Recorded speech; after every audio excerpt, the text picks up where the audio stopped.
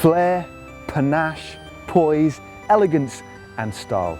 No, we're not talking about what Dan Lloyd sees when he checks out his reflection in the mirror.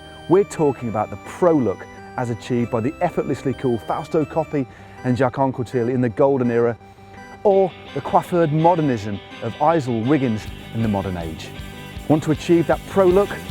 Here's our handy guide.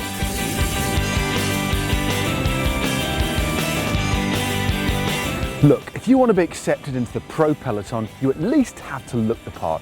White arms and white legs just won't cut it. No, you've got to actually work on your tan over the winter months, which means interspersing trips to warmer climbs with regular intervals on the sunbed. And these Dan, are warmer climbs, aren't they? They are. You just can't beat Scarborough, can you? So go for a stroll to the arcade. Yeah, and the fair. Yeah. Right. The right sunglasses.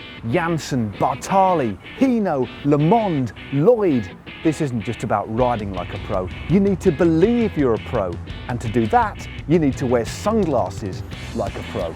Shades, or lunettes as the French call them, are a window into your soul, apparently. You need to pick a style and stick with it. Are you classically retro, or are you uber modern? Or, ironically, are you stuck in the mid-90s? The haircut doesn't just complete a pro rider's appearance, as actually rubber stamps it. The favoured cut of choice in the peloton these days is without doubt the disconnected undercut. See Marcel Kittel, Tom Bonen and Dan Lloyd for prime examples. Cuts to approach with caution include the Cipollini perm and the Uran Betancourt mullet.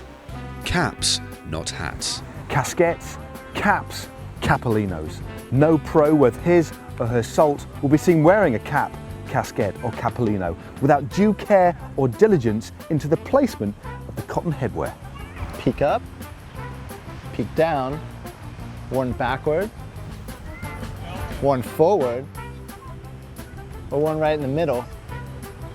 It's very important to look good either when gracing the podium or just trying to look cool at the Grand Depart. Yeah, get this wrong and it won't be forgotten. Off the bike style. Looking pro extends beyond the bike. If you want the complete image, then you need to live and breathe style. Our very own Dan Lloyd is the epitome of style, both on and off the bike. Incredibly, the rangy style icon formerly of Cervelo Test Team has a different coloured pair of trousers for every day of the week. The man's panache knows no bounds. To beard or not to beard? To beard or not to beard? This is the question. Year on year, the peloton's getting fuzzier, more hirsute and grizzled as facial hair spreads quicker than a crash in a bunch sprint. Can you be considered a true acolyte of the pro scene without sporting such a voluminous thatch as this? Well, here at GCN we've certainly tried, but with varied results.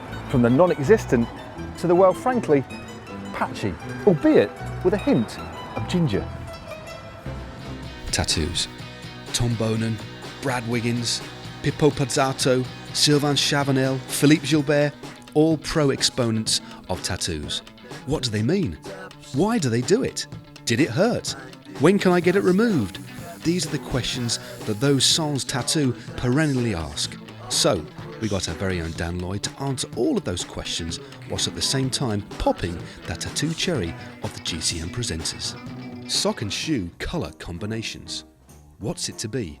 Black shoes, white socks? White shoes, black socks? Black shoes, black socks? White shoes, white socks? So many permutations. Well, 4 actually.